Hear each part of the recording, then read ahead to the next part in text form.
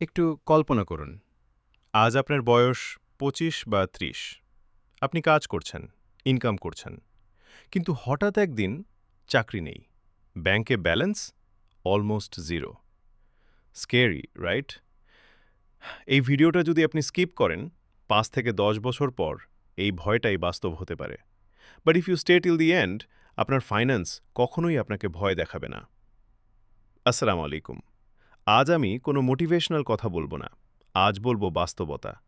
আজকের ভিডিওতে আমরা জানব কেন বেশিরভাগ মানুষ সারা জীবন কাজ করেও ফাইন্যান্সিয়ালি স্টাক থেকে যায়, আর কিভাবে আপনিও এই ট্র্যাপ থেকে বের হতে পারেন। This is not get rich quick, this is real personal finance. Part 1, সবচেয়ে বড় ফাইন্যান্সিয়াল মিথ। আমাদের শেখানো হয়েছে ভালো চাকরি করো, সব ঠিক হয়ে যাবে। বাট দ্যাটস আ লাই। কারণ আপনি যত ইনকামই করুন, যদি খরচ কন্ট্রোল না করেন, যদি সেভিং না থাকে, যদি ইনভেস্টমেন্ট না থাকে, তাহলে আপনি শুধু একজন হাই পেড পুয়ার পারসন। অনেকে ৫০০ ইউরো ইনকামে সেভ করে, আর অনেকে ২০০০ ইউরো ইনকামেও শেষ মাসে বড় করে।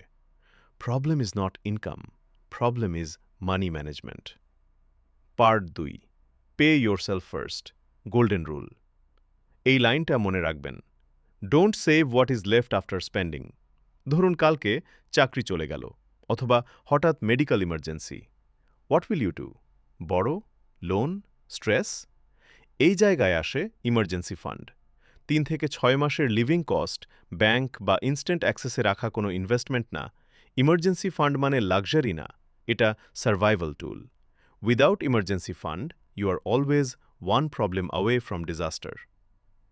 পার্ট ৪, বাজেট না করলে টাকা উড়ে যায়। আপনি কি জানেন আপনার টাকা কোথায় যায়? না জানলে টাকা আপনার কন্ট্রোলে নেই। সিম্পল রুল বলি, ৫০ ভাগ, ৩০ ভাগ, ২০ ভাগ। ৫০ ভাগ নিডস, ভাড়া, খাবার, বিল। ৩০% ওয়ান্টস, শপিং, বাইরে খাওয়া। ২০% সেভিং প্লাস ইনভেস্টমেন্ট। বাজেট মানে রেস্ট্রিকশন না, বাজেট মানে freedom with control. Part ৫, investment. Money must work. Saving alone will not make you rich, কারণ ইনফ্লেশন সাইলেন্টলি আপনার টাকা খেয়ে ফেলে। You must invest. মাসে ১০০-৩০০ ইউরো হলেও stock, ETF, index fund, long টার্মে এটা হিউজ ডিফারেন্স তৈরি করে। Remember, short term market is noise, long term market is wealth. আজ না কাল, যে ইনভেস্ট করে না সে রিগ্রেট করে। Part ৬, debt, silent killer. সব ডেট খারাপ না, কিন্তু uncontrol debt deadly. Credit card, high interest loan, এইগুলো আপনাকে ধীরে ধীরে দাস বানায়। আপনি কাজ করেন, কিন্তু টাকা যায় ইন্টারেস্ট দিতে।